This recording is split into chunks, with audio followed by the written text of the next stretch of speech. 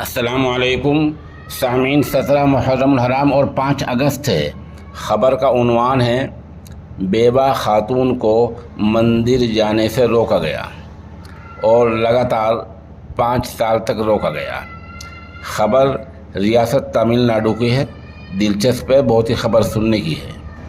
सूबा तमिलनाडु के ज़िला एरोड की रहने वाली बेवा खातून थंगमनी ने अदालत को बताया था कि 28 अगस्त 2017 को उसके शोहर का इंतकाल हो गया था, जो मंदिर में पुजारी था।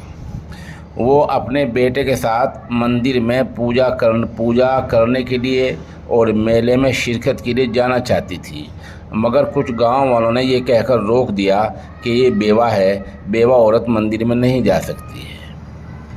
मद्रास हाई कोर्ट ने आज अपने हुक्म में इस परंपरा पर और इस तमद्दुन पर, इस तरीक़े पर सख्त तबसरा किया है और पुलिस को सख्त आदेश दिया है कि बेवा खातून के मंदिर में जाने का इंतज़ाम किया जाए।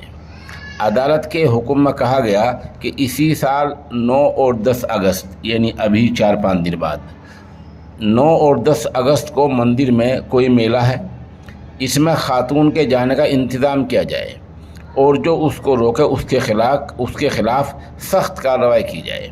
मद्रास हाई कोर्ट के फाजिल जज साहिबान ने इस परंपरा पर और भी सख्त टिप्पणियाँ, सख्त तबसरे किए हैं। सवाल ये है कि मंदिरों में जो ये परंपराएं हैं, बेवा नहीं जा सकती, वो नहीं जा सकता, ये नहीं जा सकता, आखिर इन चीज़ों पर हमारे टीवी चैनल डिबेट क्यों नहीं कराते? वो जब भी डिबेट कराते हैं मुस्लिम मसाइल पर कराते हैं और हमारे मुबैना जो बपोश, जो इस्लामिक स्कॉलर के नाम से वहाँ जाते हैं, वो वहाँ जाकर दलील होते हैं। ये ख़बर आज की ताज़ा है।